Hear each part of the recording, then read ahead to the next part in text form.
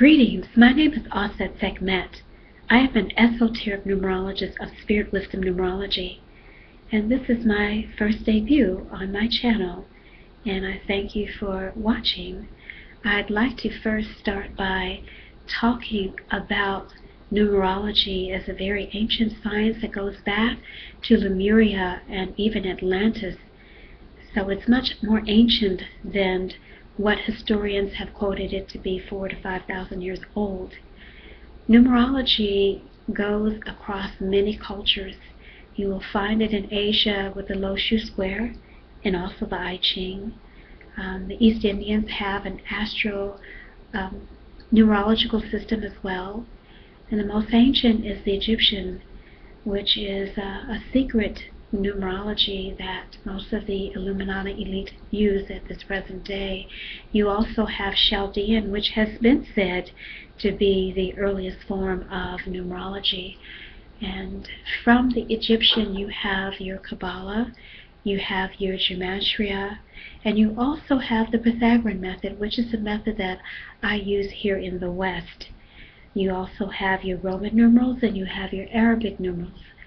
And so numerology is used in many cultures, but what is not really commonly known about numerology is that the first numerologist was a woman. That's right, she was a woman. Her name was Sheshat. She was a goddess in Egypt who was married to the god, or the Neteru Thoth, who was the god of learning and letters, or the god of learning and wisdom. And so Sheshat wore a leopard skin gown, much like the leopard print that I am wearing, and she had a stylus with which she could use for accounting and record keeping. She had a 7-pointed star on the top of her head, held by a headband, or it could have been a lotus. But she was known as the original one. She was known as the Enumerator. She was known as the goddess of numbers. She was also called the Lady of Builders. She was known as the patron of surveyors and architects. She was also the lady who was of the library. She was a lady of record keeping and accounting. So this is Sheshat. This is your first numerologist, but the secret is all women are numerologists because we have biological clocks, and they go every 28 days to the cycle of the moon. And so therefore we are all, as females, numerologists. And what's interesting is that halfway through our cycles that we might find a time where procreation is possible. And so being women who are able to bring forth life, I look at numerology as the mother science, that it brings forth the foundation of all sciences, whether that be chemistry and biology, whether that is music, whether that is art, in all forms, in all fashions. Numerology is the science from which all things are extracted. And we take it for granted because we live in a world of numbers.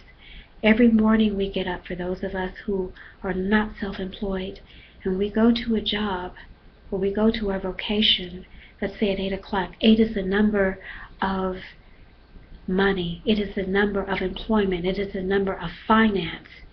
And then we get off at 4 o'clock. And 4 is the number that formulates and constructs and builds. So therefore you have spent a day in the construction of your income.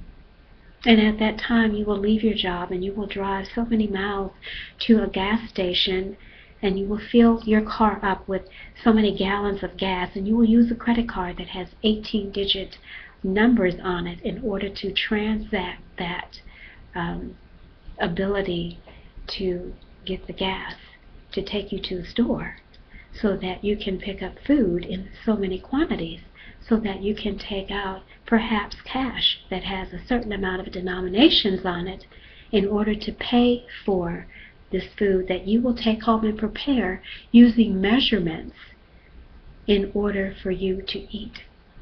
And so therefore we have a world that is run by numbers, and numerology is no longer a pseudoscience.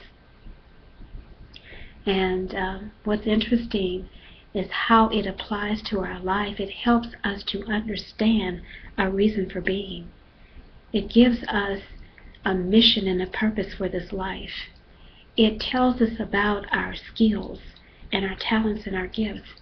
It shows us our karmic lessons and also the debts that we're here to repay. It gives us a blueprint as a guide for our life. And this is one that we should really have for our children, so that we are given them as gifts, but then we have a way of understanding the reason for their being.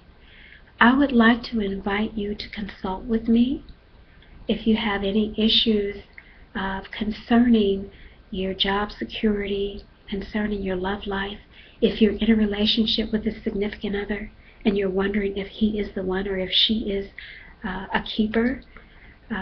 I want you to go to spiritwisdomnumerology.com. You may also contact me at ausetsekmet@gmail.com, and that's AUSETSEKHMET@gmail.com.